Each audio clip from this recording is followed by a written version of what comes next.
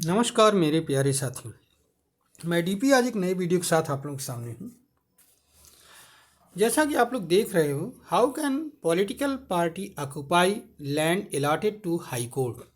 Supreme court shocked at AAP party office in Delhi high court land. ये live law news network है जो legal matters को ही cover करती है, उसी से मैंने लिया है।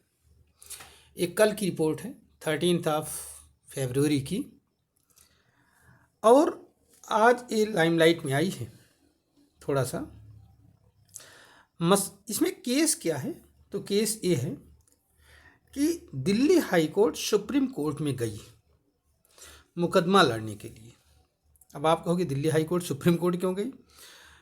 क्योंकि दिल्ली हाई कोर्ट को ये शिकायत थी कि उसके किसी एक बंगले पर या एक ज़मीन पर आप पार्टी ने कब्जा कर लिया है, और जब कोर्ट के अधिकारी जो कि लॉ सेक्रेटरी हैं भरत पराशर, जब वहाँ गए खाली करवाने के लिए, वहाँ एक के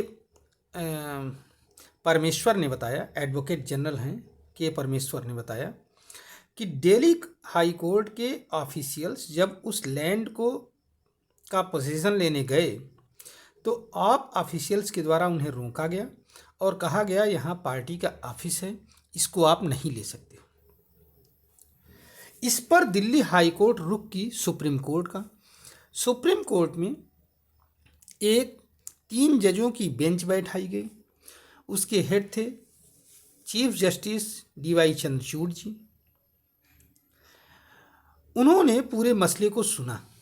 मसला ये था, यहाँ पर लॉ सेक्रेटरी भरत पराशर ने सुप्रीम कोर्ट को बताया पूरी बात कि आपके पास यह लैंड 2016 से है।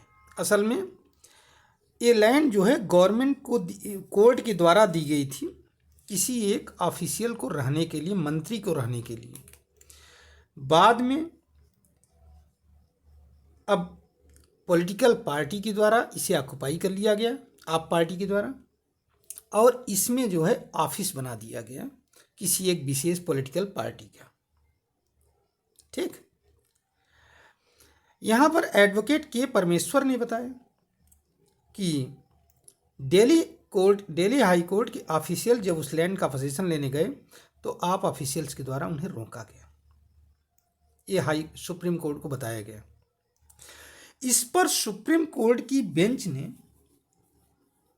Chief secretary of Delhi government, secretary of Delhi public work department और फाइनेंस सेक्रेटरी को दिल्ली हाई कोर्ट के रजिस्ट्रार जनरल के साथ मीटिंग करके जल्द से जल्द उस ज़मीन को दिल्ली हाई कोर्ट को वापस करने के लिए कहा, और अगली सुनवाई 19 फरवरी 2024 की तय की गई है। ठीक है, तो ये है मसला पूरा इसमें कि आप पार्टी ने दिल्ली हाई कोर्ट की ही ज़मीन पर इंक्रोचमेंट कर लिया। इसमें सुप्रीम कोर्ट बहुत शॉक्ड है कि वैसे ही कोर्टों के पास संसाधनों की कमी है और आप जो है उसको हथियाए जा रहे हैं, कब्जा किए जा रहे हैं, इंक्रोचमेंट। अच्छा, कहा यह जाता है कुछ कंस्ट्रक्शन भी उसमें करवा दिया गया है। ज़मीनें पहले दिल्ली हाई कोर्ट को की थी, गवर्नमेंट के द्वारा दिल्ली हाई कोर्ट को अलॉट की गई थी। अब आपने इसको 2016 से अपने प्रयोग में ले रही है। पहले उनके मिनिस्टर्स के 2016 में किसी कैबिनेट मिनिस्टर को रहने के लिए दी गई थी, उनके किसी मंत्री को। बाद में उसमें पार्टी का ऑफिस चलने लगा।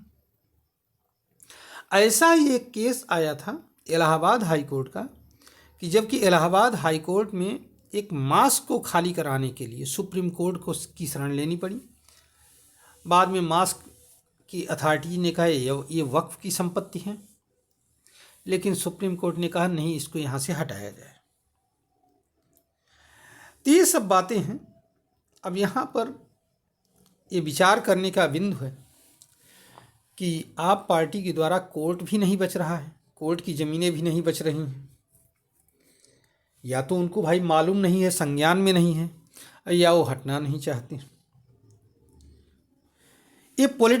ये हम किसी एक विशेष पार्टी की आलोचना नहीं कर रहे हैं। हमारा सिर्फ यही कहना है कि पॉलिटिकल पार्टीज का अगर इतना गिरा स्टैंड हो जाएगा तो फिर कैसे, कहाँ जो है जनता किससे उम्मीद करेगी।